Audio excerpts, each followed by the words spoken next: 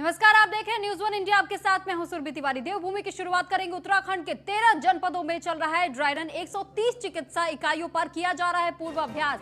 तो निगरानी के लिए स्वास्थ्य कर्मियों को किया गया है तैनात। वैक्सीन लगाने के बाद 30 मिनट तक रखा जा रहा है ऑब्जर्वेशन में। देहरादून में 6 सरकारी और 5 निजी अस्पतालों में टीकाकरण का पूर्वाभ्यास जारी है।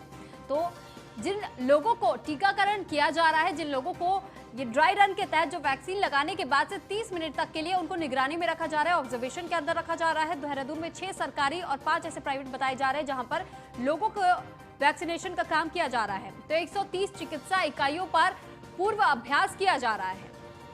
निगरानी के लिए स्वास्थ्य कर्मियों को तैनात किया गया है। स्वास्थ्य कर्मी जो है वहां पर लोगों की निगरानी कर रहे हैं जिनको वैक्सीनेशन किया जा रहा है। वैक्सीनेशन लगाने के बाद 30 मिनट तक के लिए उनको अंडर ऑब्जर्वेशन रखा जा रहा है। देहरादून में 6 सरकारी और 5 निजी अस्पतालों में टीकाकरण का काम चल रहा है। उत्तराखंड के 13 जनपदों में चल रहा है ड्राई रन। तो कोरोना वैक्सीन का ड्राई रन किया जा रहा है। 130 चिकित्सा इकाइयों पर किया जा रहा है पूर्वाभ्यास। आज हम पूरे स्टेट में ड्राई रन कर रहे हैं, जिसमें हमारे सारे डिस्ट्रिक्ट्स में हम लोगों ने अलग अलग साइट्स वगैरह स्पेसिफाई करी है, जिसको हम सेशन साइट्स के नाम से जान रहे हैं। और हर सेशन साइट पे हम लोग करीब 25 के आसपास बेनिफिशियरी बुलाएंगे। फिलहाल हमारे हेल्थ केयर वर्कर्स ही बेनिफिशियरी होंगे। तो फर्स्ट जो ड्राई रन है उसमें हम देखना चाह रहे हैं कि हमारे जो डिफरेंट पूरा लॉजिस्टिक अरेंजमेंट है, इसमें सबसे पहले हमारा आता है ट्रांसपोर्टेशन ऑफ वैक्सीन। तो जो हमारा साइट्स हैं वहाँ तक हमारी वैक्सीनेशन सकुशल पहुँच जाए। सेकेंड आता है हमारा वहाँ पर साइट पे जो व्यवस्थाएं होनी है, जो हमें डेवलपमेंट अपना करना है, तो साइट पे सारे डेवलपमेंट्स हमारे रहें। जो हमारे 2 या 3 रूम हमें वैक्सीनेशन के लिए चाहिए, उस हिसाब से वहाँ पूरी तैयारी हमारी हो। साथ ही साथ हमारे जो ऑफिसर्स हैं, जो वैक्सीनेशन ऑफिसर्स 1 to 4 हैं, वो समय साइट पे पहुँच जाएँ। चौथा हम लोग ये देखना चाहेंगे कि हमारा जो IT सिस्टम है, जो कोविन पोर्टल हमने डेवलप करा है, वो हमारा पूरा ठीक से चले। साथ ही साथ हम ये भी देखना चाहेंगे कि हमारा जो वैक्सीनेशन का प्रोसेस है वो एक सामान्य ढंग से चले। उसके बाद हमारा जो EAFI का प्रोसेस है, जिसमें एडवर्स कोई इवेंट अगर फॉलोइंग इम्यूनाइजेशन होता है तो उसका भी हम लोग मॉनिटरिंग करेंगे। तो ओवरऑल ये इस पूरे प्रोसेस में हम लोग ये देखना चाह रहे हैं कि हमारी जो वैक्सीनेशन की तैयारी है वो किस प्रकार से है, किस प्रकार की, यदि हमें लगता है कि अपने सिस्टम्स को और बेटर हम लोग कर सकते हैं, हमारी क्या क्या स्ट्रेंथ्स हैं, एंड एटलीस्ट डिस्ट्रिक्ट एडमिनिस्ट्रेशन को एंड हमारे हेल्थ डिपार्टमेंट को एक बेसिक नॉलेज हो जाएगा कि वैक्सीनेशन में आगे किस प्रकार के चैलेंजेस हमें आने हैं। और हमारा जो कॉन्फिडेंस भी मेरे ख्याल से ऐसे देहरादून में हुआ था तो काफ़ी कॉन्फिडेंस हमारा बूस्ट हुआ है। आज हम पूरे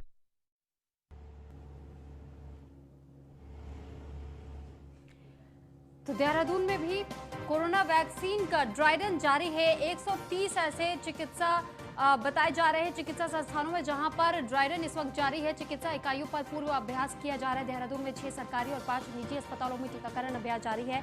उत्तराखंड के 13 जनपदों में ड्राई रन अब भी चल रहा है। 130 चिकित्सा इकाइयों पर पूर्व अभ्यास किया जा रहा है। पूर्व अभ्यास इसलिए कहा जा रहा है क्योंकि अगर ड्राई रन के तहत सब कुछ ठीक रहा, ये ड्राई रन अगर सफल साबित हुआ तो जल्द ही इस बात की घोषणा कर दी जाएगी कि भारत को पूरी तरीके से स्वदेशी वैक्सीन प्राप्त हो चुका है और टीकाकरण जल्द ही आम लोगों के बीच में किया जाना शुरू कर दिया जाएगा। तो इसके लिए भी 3 हिस्सों में बांटा गया है कि कैसे और किन लोगों को ये वैक्सीन लगना है। पहला चरण, दूसरा चरण और तीसरा चरण। तो पहले चरण में स्वास्थ्य कर्मियों को टीकाकरण किया जाएगा, दूसरे चरण में पुलिस कर्मियों को टीकाकरण किया जाएगा और तीसरे चरण में आम जनता को। तो इस तरीके से 3 अलग अलग कैटेगरीज में डिवाइड किया गया है, जिसके तहत वैक्सीनेशन की प्रक्रिया को शुरू किया जाएगा। तो फिलहाल उत्तराखंड में 13 जनपदों में ड्राई रन चल रहा है कोरोना वैक्सीन का। 130 चिकित्सा इकाइयां ऐसी बताई जा रही है जहां पर पूरा अभ्यास किया जा रहा है। निगरानी के लिए स्वास्थ्य कर्मियों को तैनात किया गया है। तो वैक्सीन लगाने के बाद 30 मिनट तक अंडर ऑब्जर्वेशन रखा जा रहा है। देहरादून में 6 सरकारी और 5 निजी अस्पताल ऐसे बताए जा रहे हैं जहां पर टीकाकरण का पूर्वाभ्यास जारी है। 13 जनपदों में चल रहा है ड्राई रन। उत्तराखंड के 13 ऐसे जनपद बताए जा रहे हैं जहां पर ड्राई रन चल रहा है कोरोना वैक्सीन का। तो वहीं 130 चिकित्सा इकाइयों पर पूर्वाभ्यास किया जा रहा है।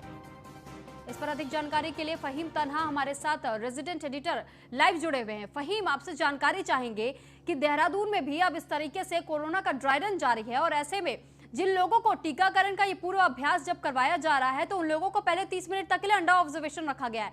तो क्या अब तक जिन लोगों को भी अंडर ऑब्जर्वेशन रखा गया उनमें किसी भी तरीके का कोई भी साइड इफेक्ट क्या देखने को मिला है?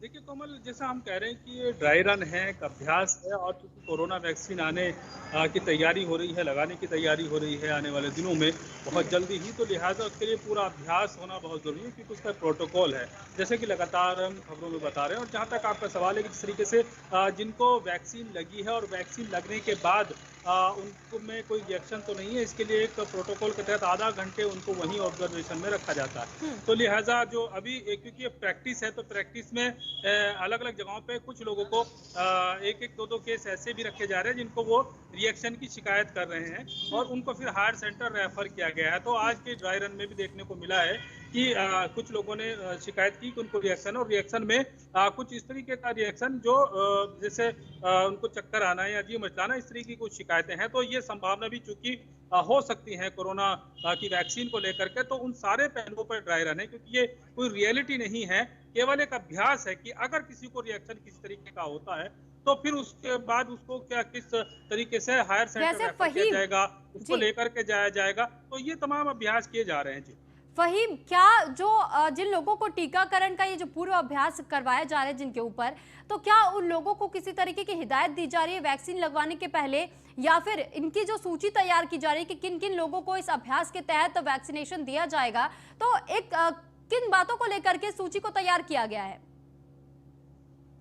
देखिए इसमें जो अभी तक अगर हम उत्तराखंड की बात करें तो इसमें तकरीबन 94,000 यानी 1 लाख के करीब हम मान सकते हैं कि जो पहले चरण में स्वास्थ्य सेवाओं से जुड़े हुए लोग हैं, जो डॉक्टर्स हैं चाहे स्वास्थ्यकर्मी हैं, उनको कोरोना की वैक्सीन दी जानी है। तो अभी ट्रायल में भी उन्हीं को शामिल किया जा रहा है, और उनका पूरा डेटा स्वास्थ्य विभाग इकट्ठा कर रहा है। तो ऐसे ही ट्रायल के लिए भी जो जिनको लगाया जा रहा है उनका पहले ले लिया जा रहा है, फिर उनको एक दिन पहले, यानी जैसे आज ड्राई रन हो रहा है तो उनको कल शाम ही सूचित कर दिया गया था मैसेज भेज करके कि आपको वैक्सीन लगनी है, और चूंकि आपने आवेदन किया तो वो जो प्रक्रिया है, यानी जिनको वैक्सीनेशन होना है वो पहले आवेदन करेंगे, अपना पूरा डेटा फिल करेंगे ऑनलाइन, और फिर डेटा के हिसाब से उनको इन्फॉर्म किया जाएगा कि आपको किस दिन आना है।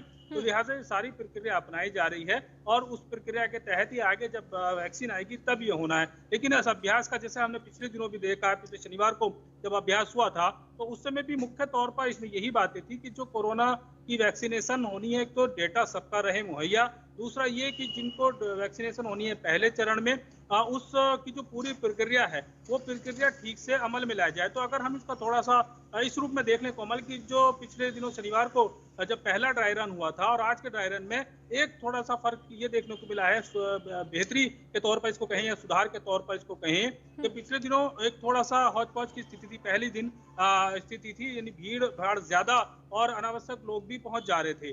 जो स्टाफ के लोग थे या जो ब्लॉक बनाए गए हैं, जो जिस क्षेत्र में जो जैसे हॉस्पिटल का जो हिस्सा कोरोना वैक्सीन के लिए रिजर्व किया गया है, वहां पर दूसरे स्टाफ के लोग भी पहुंच जा रहे थे, तो वो उसको इस बार बंद किया गया है।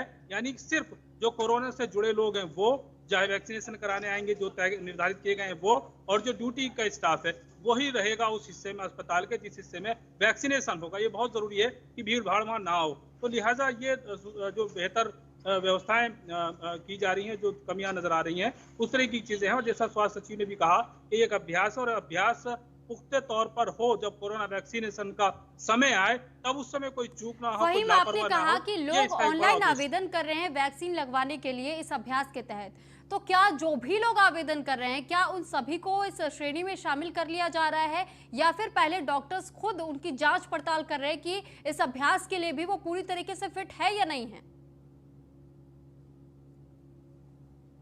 देखिए अभी किया जा रहा है तो वो अभ्यास के लिए फिट और अनफिट का इसमें अभी सवाल नहीं है, क्योंकि अभी जितने भी मेडिकल स्टाफ है उन सभी को कोरोना वैक्सीन पहले चरण में लगनी है। तो अभी इतना जरूर हो रहा है कि जिस अस्पताल में ये कोरोना का वैक्सीन का ड्राई रन हो रहा है उसके स्टाफ को चुना जा रहा है, उसमें जो वो पिक एंड चूज के हिसाब से कर रहे हैं। उसमें कोई इतना जरूर है कि कोई बीमार व्यक्ति उसमें नहीं है, किसी भी और दूसरी तरीके की बीमारी उसको नहीं है, लेकिन सामान्य कोई भी व्यक्ति वो पिक एंड चूज के हिसाब से उनको कर रहे हैं। मुख्य उसमें उद्देश्य यही है कि जो अभ्यास है वो सफल हो, और उसमें कमियां अगर कहीं आती हैं जो प्लानिंग से हो रहा है, क्योंकि प्लान इसका तैयार किया जा रहा है कि, और उस प्लान में अगर कोई कमी रहती है अभ्यास के दौरान तो फिर उसमें सुधार किया जा सके, ताकि कोई भी गलती उस समय ना हो जब कोरोना की वैक्सीनेशन का सही समय हो, रियलिटी में हो, क्योंकि इसका एक प्रोटोकॉल है और बहुत माइनस में इसका टेम्परेचर रहना है, -70 तक टेम्परेचर में रहना है कोरोना वैक्सीन को, तो उसको उसी तरीके से सारी व्यवस्थाएं सुव्यवस्थित हो सके, ये महत्वपूर्ण इसका एक उद्देश्य है। ठीक है फ़हीम, बहुत बहुत शुक्रिया तमाम जानकारी हम तक पहुंचाने के लिए।